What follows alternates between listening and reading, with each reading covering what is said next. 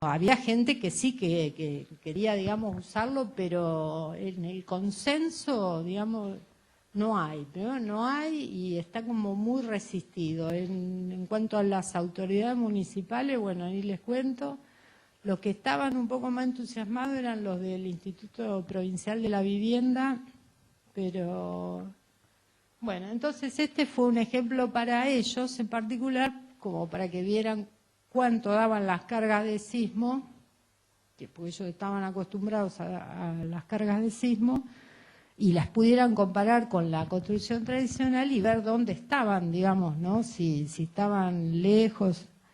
Pero bueno, sirve igual, digamos, Mendoza lo que tiene es un lugar donde hay poco viento, es decir, la carga horizontal de viento es muy baja, es mucho más baja que la de acá, y carga de nieve yo me parece que tampoco tenía, o muy poca, y la carga sísmica es la peor del país. Ellos son zona 4 junto con San Juan, ¿no? Y otro lugar interesante, digamos, para las cargas horizontales es Ushuaia. Ushuaia tiene sismo zona 3 y vientos importantes. Y el peor viento del país es Comodoro Rivadavia, ¿sí? Que cualquiera que fue allá lo sabe bien porque es como para volarse.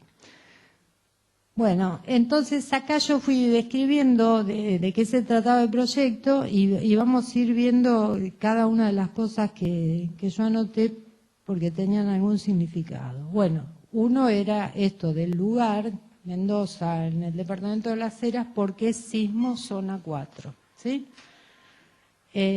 Topografía plana quiere decir que está en un lugar llano. Entonces uno dice, pero estaban en Mendoza, ¿no? En la cordillera, ¿cómo puede ser que sea plano? No, bueno, esto era plano porque para el Cirsoc de viento, lo que no es plano es lo que está en una ladera de algo que está elevado pero aislado. Es decir que...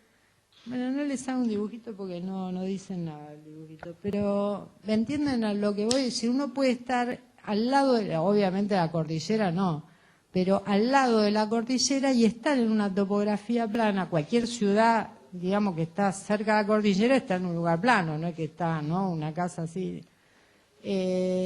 Es decir, que parece paradójico, pero sí, es factible, es decir, puede pasar que sea topografía plana a pesar de que está al lado de la cordillera, porque para la magnificación del viento uno necesita estar en una cuesta y con una cierta proporción de alturas, es decir, que en la mayoría de los casos no hay, digamos, para lo que se construye normalmente. Ahora, si uno tiene que hacer un refugio en la montaña, eso sí tiene una sobrecarga de viento, pero para las construcciones anexas, no, digamos, están en topografía plana. Eso, a eso se refiere esa frase, digamos, ¿no? Bueno, el lugar era una ciudad, por eso puse que era terreno urbano, y hay una descripción de materiales que puede ser esa, puede ser cualquier otra. Esta en particular estaba como apuntada a que no diera demasiado pesada la casa, es decir, uno podía poner el entrepiso seco o el entrepiso húmedo, y bueno, yo ahí elegí el seco como para que, ya el sismo dio enorme para que no dé muchísimo más enorme, pero es decir, es lo que ustedes vayan a tener proyectado, digamos, en la casa, es decir, acá es un ejemplo, pero se podría cambiar. Bueno, el módulo que yo elegí era 40 para todo. Bueno, este es un esquema, ustedes verán que a mí me encanta el rectángulo y el techito de dos aguas, si no pienso cambiarlo nunca. Bueno, está como así como un poco simplificado, ¿no? Es decir, vamos a ver algunos de esos paneles para calcular, por ejemplo, el panel del tímpano, qué sé yo, una pieza del entrepiso, la cubierta no vamos a ver predimensionado. Bueno, y le elegí una inclinación a la casa, 20 grados, una altura de tímpano de 1,40 y números, digamos, para que les queden en la memoria tendrán que ser los 8 metros por 12, que son números que después se usan para calcular las cargas. La altura total de 7 metros, son 2 plantas de 2,70. Y Y bueno, y nada más.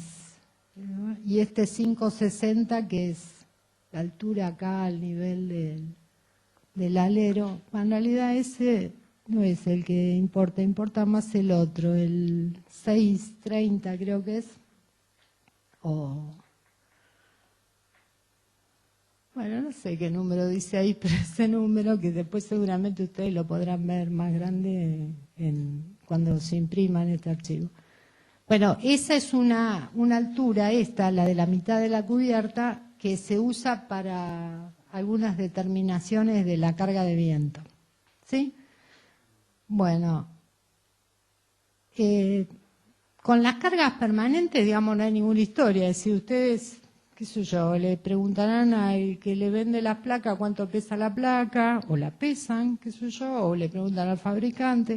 Es decir, acá hay una descripción de los pesos de los materiales de la cubierta, es decir, y todo a valores, digamos, de metros cuadrados, ¿sí? Es decir, no ninguna cosa extraña ni nada raro, ¿sí? Bueno, ven las muros con, qué sé yo, el OSB, lo que lleven, ¿sí? Es decir, no sé si le parece algo extraño esto. Tanque de agua le puse.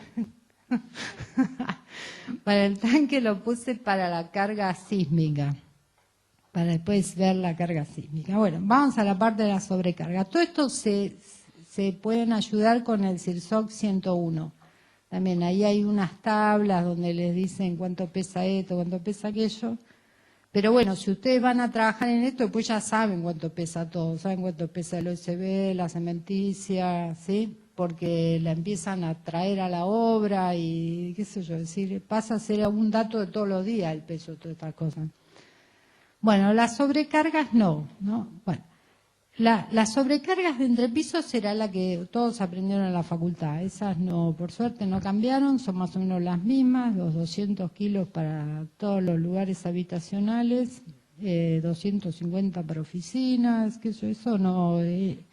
En la parte de entrepisos el CIRSOC no cambió. En donde cambió, y digamos en una forma bastante importante, es en las sobrecargas de cubiertas. Y también agregó las sobrecargas por lluvia. Sí, está como más esmerado, digamos, el CIRSOC ahí. Bueno, estas cargas, las sobrecargas de la cubierta, antes eran como mucho 30 kilos por metro cuadrado. Y ahora son como poco 100, digamos, es el 90 y pico, que eso todo va dependiendo de la inclinación. Bueno, acá yo trabajé todo con kilonewton por metro cuadrado porque me gusta ser complicada. El CIRSOC está todo en kilonewton por metro cuadrado. Es decir, todos los valores que ellos ponen de constantes y cosas están con esas unidades, por eso yo se los mantuve en esas unidades. Sí, yo trabajo en kilos, como tal vez muchos de ustedes, pero el reglamento, y como para que no les quedara, hay que multiplicar, digamos, por 100. Es decir, cuando uno dice, che, ¿cuánto es 0,95? Y son 95 kilos, ¿sí? 95 kilos por metro cuadrado y ya está. Bueno, la sobrecarga se calcula teniendo en cuenta el ancho de influencia de la carga y la pendiente. Con eso hay una serie de formulitas y sacan los valores. Yo les fui anotando ahí dónde tienen que ir a leer del CIRSOC como para que les quede y después lo puedan mirar. Bueno, pasemos al más divertido, que es el de viento. En el caso del viento, el reglamento agregó lo que se llama los componentes y revestimientos. Antes nosotros calculábamos una carga de viento y con esa dimensionábamos todo, ¿no?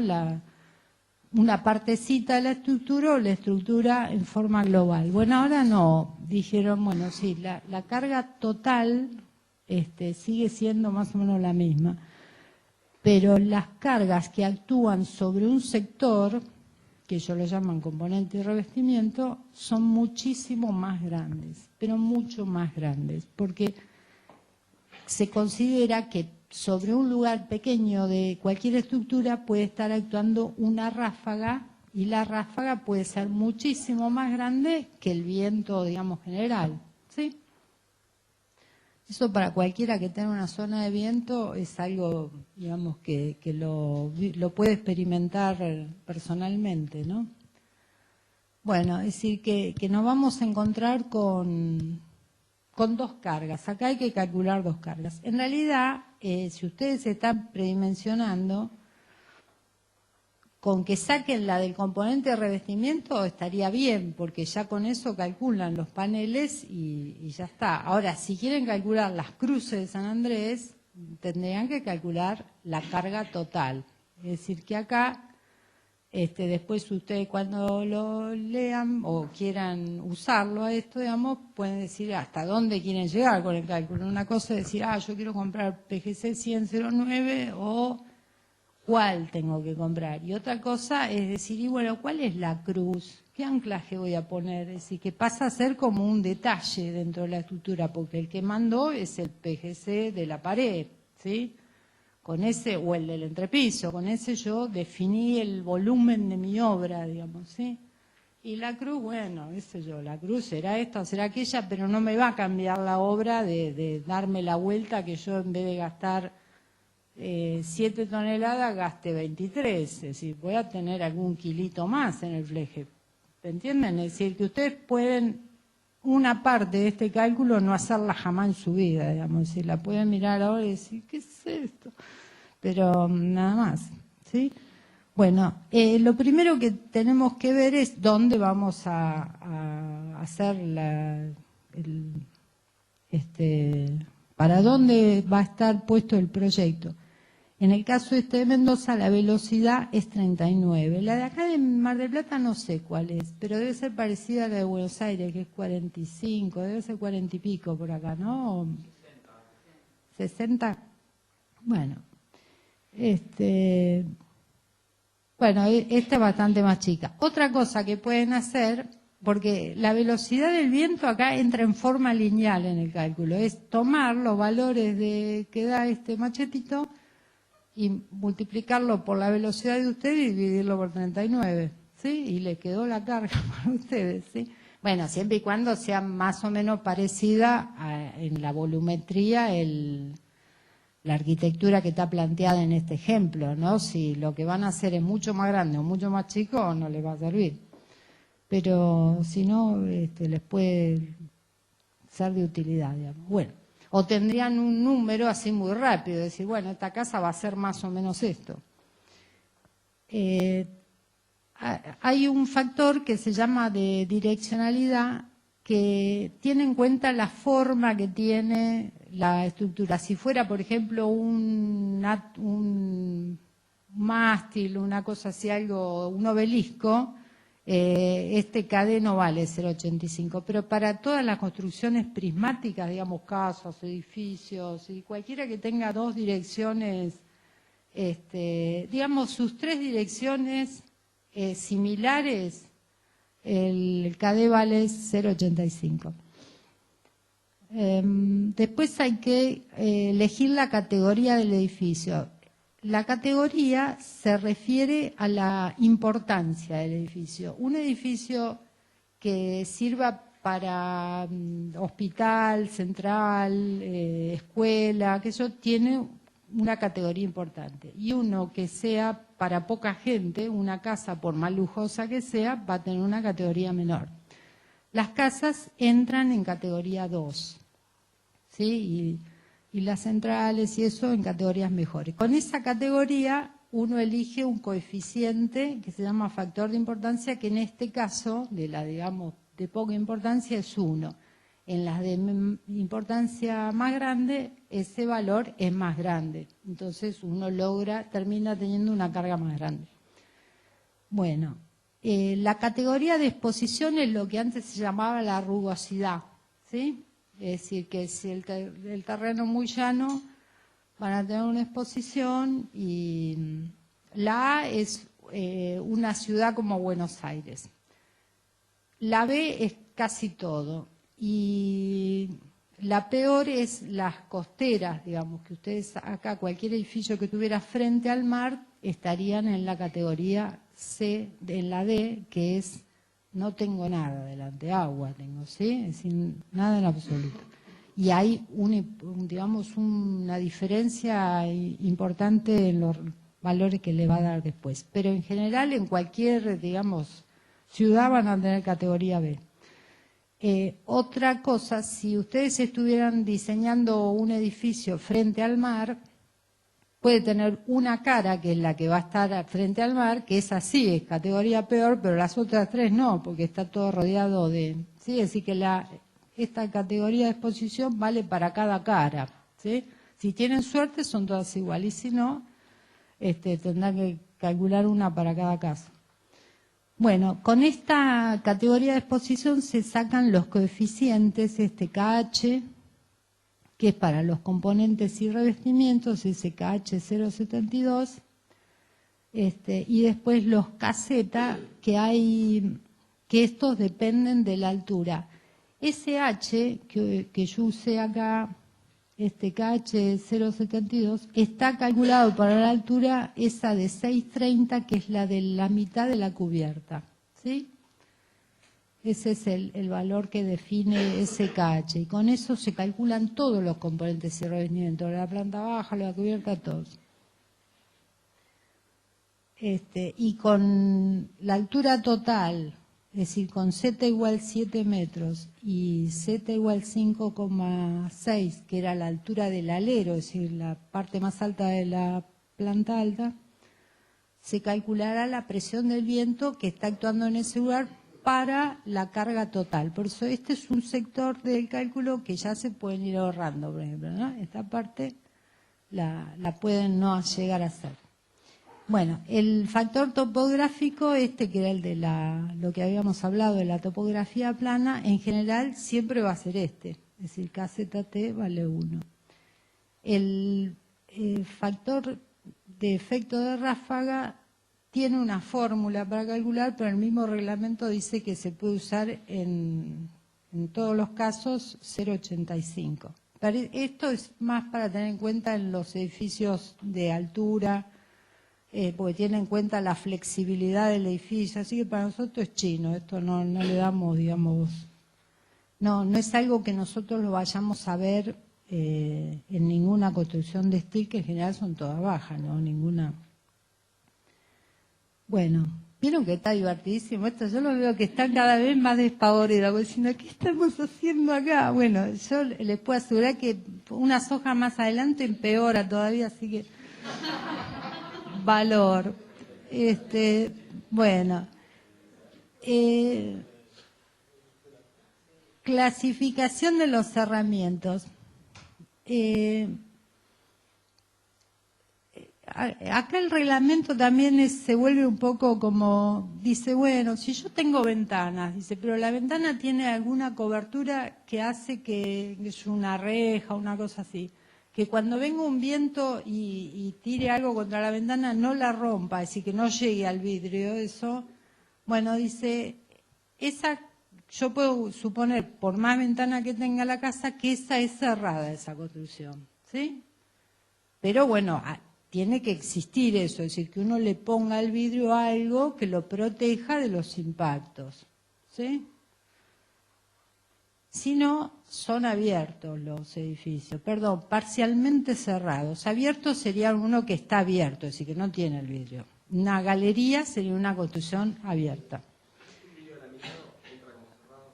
Y sí, entraría como cerrado.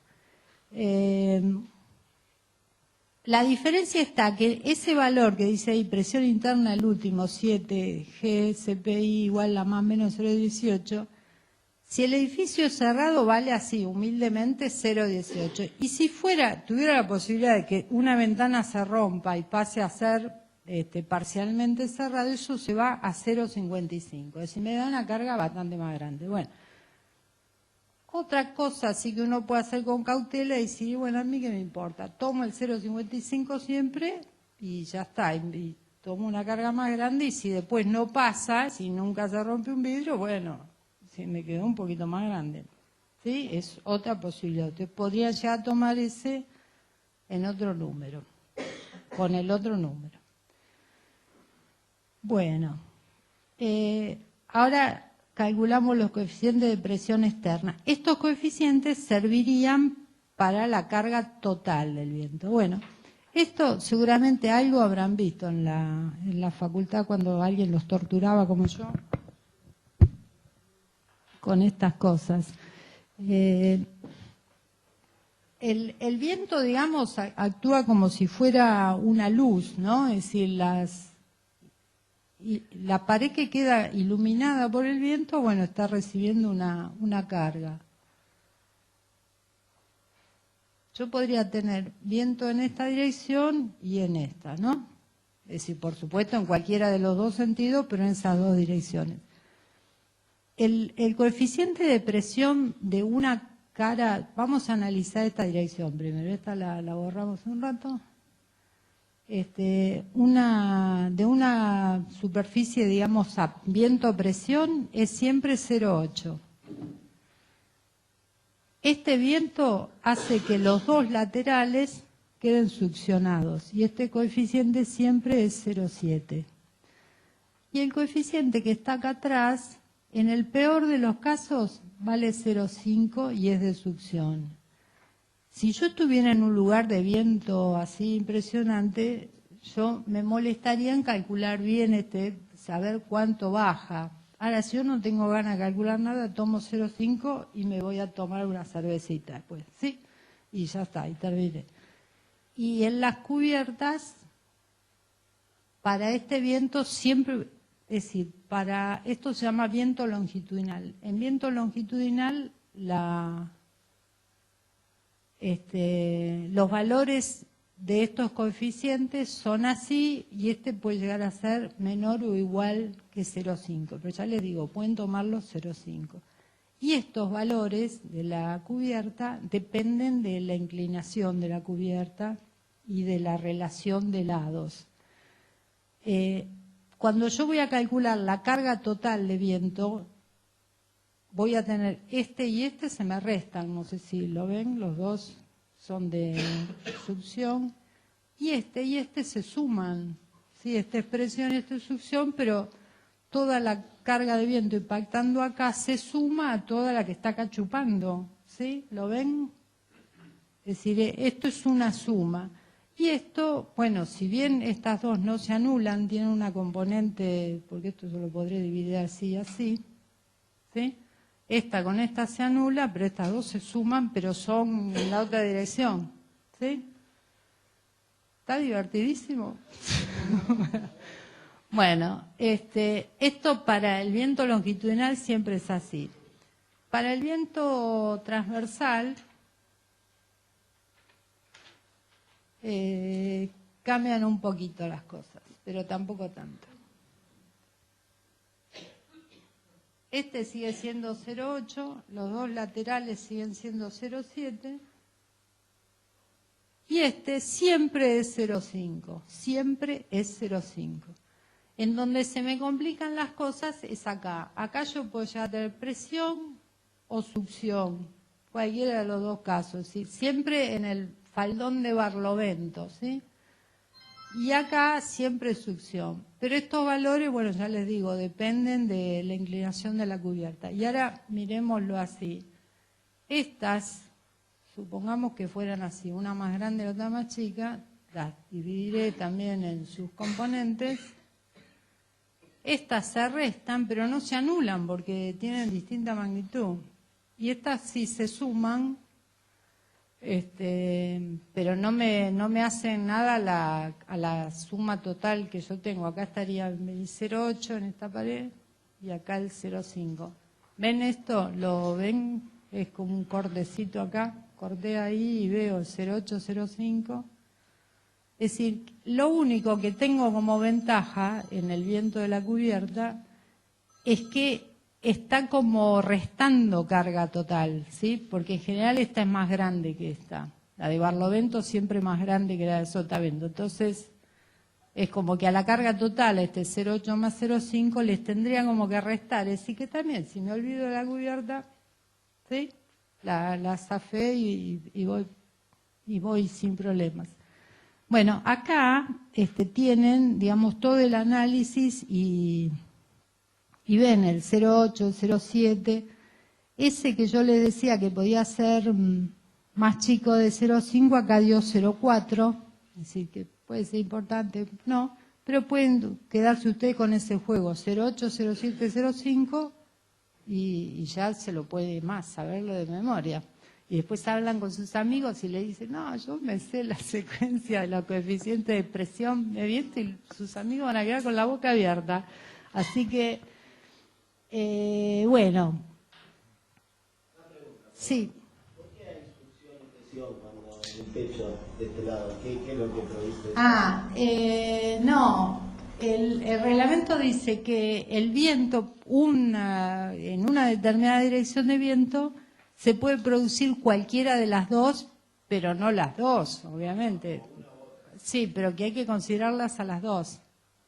Y no da para todos los ángulos, es para cierta inclinación de cubierta.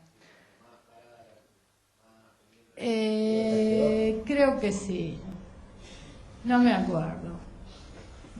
Sí, me parece que sí. Sí, porque son los techos más raros. El que es muy vertical, sí. En ese es el... sea porque normalmente ahora se hacen las cubiertas con menor pendiente.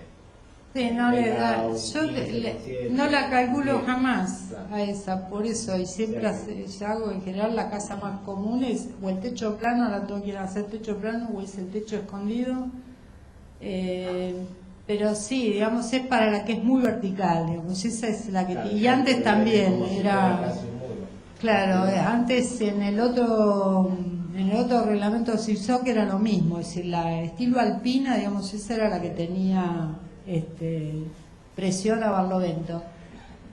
Lo que debe pasar es que habrá si uno empieza con un ángulo, ¿no? Es decir, el ángulo grande y dice, sí, acá tengo presión. Y bueno, a la medida que voy bajando, cada vez tengo menos. Y habrá un ángulo donde puede ser muy chiquita o puede no suceder. Es decir, hacia abajo, hacia arriba. Claro, es decir, no es para todos los casos que les da presión en succión, es para algunas inclinaciones. Es decir, ustedes pueden mirar la tablita. Y ahí van a ver en donde están, no todos tienen los del medio, que es el ángulo de transición, que no me acuerdo, la verdad que no.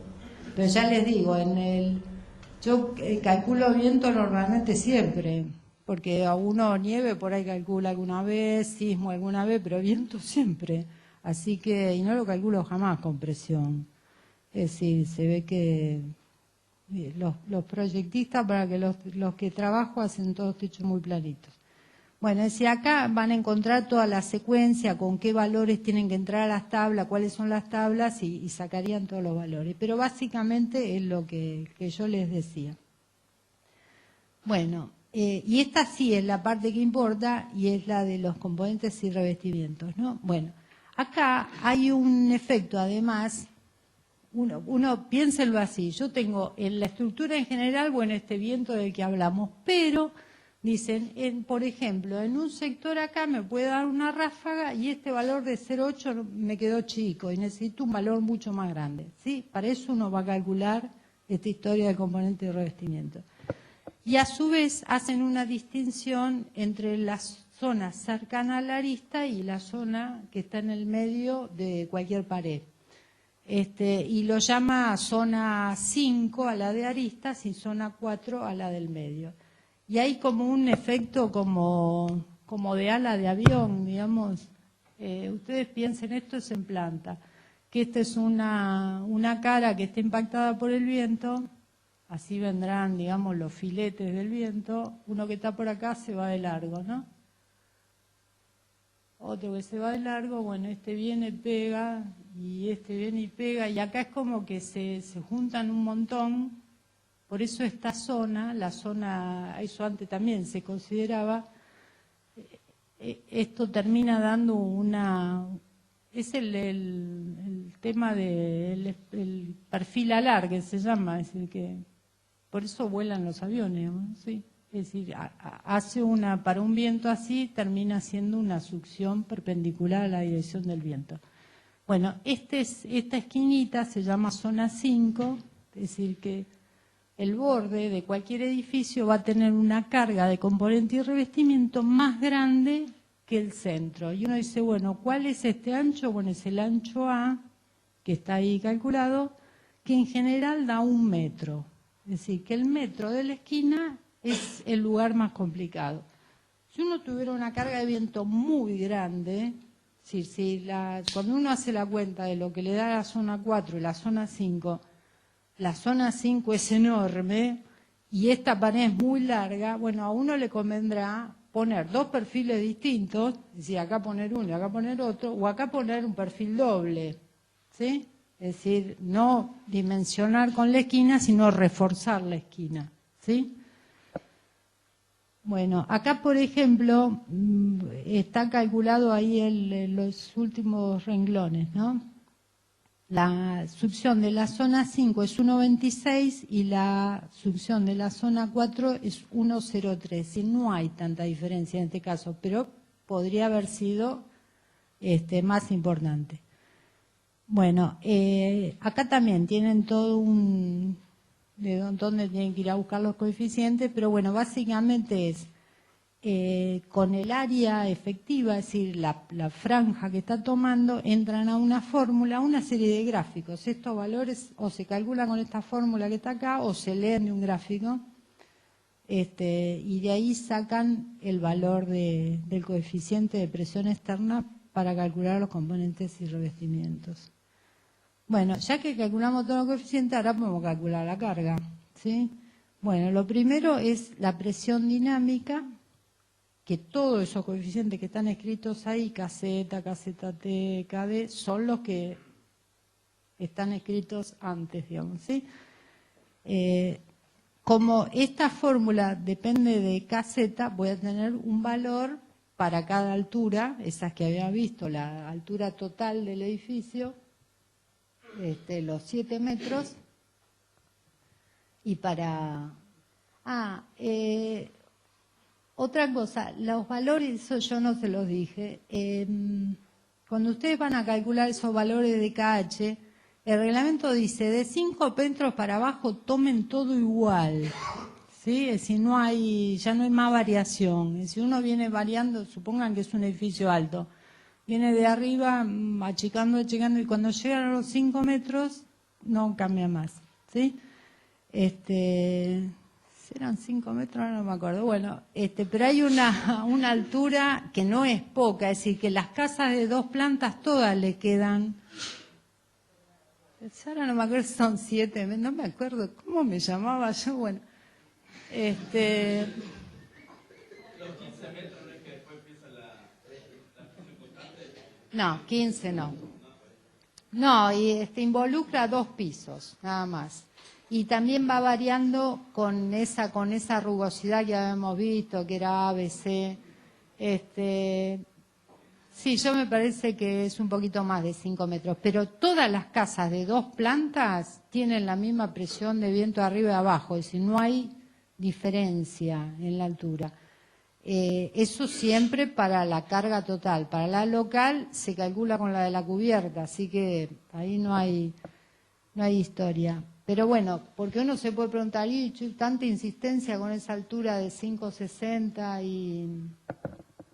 y la altura total? Bueno, es que si uno quisiera hacer uno de la cubierta, que antes lo hacíamos, uno de la cubierta, uno de la planta alta, uno de la planta baja, bueno, ahora no, porque dicen, llegado a cierta altura, el coeficiente no cambia más. Es como, qué sé yo, una medida de seguridad que habrán tomado o algo que habrá surgido de ensayo, supongo, o alguna cosa así. Pero bueno, eso lo tienen en la tabla, es decir, tampoco es algo que tienen por qué memorizarlo, digamos. Cuando van a buscar los valores van a ver que le empieza a poner todos iguales cuando llegaron a cierta altura. Así que, bueno, entonces ahí obtenemos los 3 juegos de presiones dinámicas, de las que ya les digo, la que más les va a interesar siempre es la QH, digamos, ¿sí? Ese 0,57 es el que más van a usar, porque con eso van a dimensionar todas las paredes. Bueno, esta sería la carga en kilos por metro cuadrado, sería como si fuera el peso de la placa, por decirlo de alguna manera, ¿sí? Ahora la tengo que afectar de esos coeficientes que calcule de presión interna y de presión externa. Y para eso bueno, es porque voy a calcular ya la carga total, ¿no? Ahí ven que dicen punto 10, carga de viento total en dirección X y dirección Y, que era esto que veíamos acá, ¿sí? Digamos longitudinal y transversal. Bueno, y es una fórmula, ahí la ven, es esa QZ por todos los coeficientes que los van a ir encontrando, digamos, si no... yo no quisiera aburrirlos tanto, pero lamentablemente, es decir, acá lo que uno está haciendo es sacar una carga a este nivel y una carga a este nivel, donde esto es el entrepiso, ¿no? Sí, que estaban asociadas al 0,8 y al 0,5, o bueno, en este sentido, una carga acá y una carga acá, ¿sí? Que son esas que yo llamé W2X, ¿sí? Y W2I, 2 por un piso, y el 2 y el 1 es por los pisos en los que están. Bueno, y llegan a esos valores, es decir, que estas flechitas que yo les marqué acá son esos 9,08 kilonewton, 12 kilonewton, ¿sí? Es la carga total sumada, ¿sí? Es decir, después cuando ustedes un día están que no se pueden dormir, leen esto y lo van a entender. En ese momento, y además se van a dormir, seguro.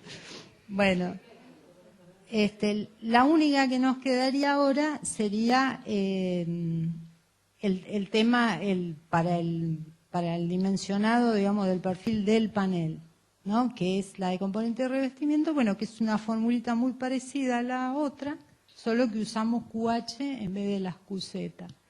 Y obtenemos en este caso solo presiones en kilonewton por metro cuadrado, y en los otros habíamos obtenido ya una carga total, digamos, que es la que después vamos a mandar a las cruces de San Andrés. Para calcular el fleje. Sí, lo que pasa es que uno parece que dice, sí, a mí que me importa el fleje. Uno podría terminar diciendo eso. Pero esa estupidez del fleje es la que hace que esto quede ahí, que uno pase todos los días, y sigue estando. Entonces, sí, entonces no parece tan importante, pero lo es. Pero a la hora de definir la obra, por supuesto que lo importante es esto, lograr estas Q que están acá en esta hojita, que son las que hacen que uno compre o aquel, y que gaste esto o aquello. Bueno, nos tomamos algo y nos vamos a casa después.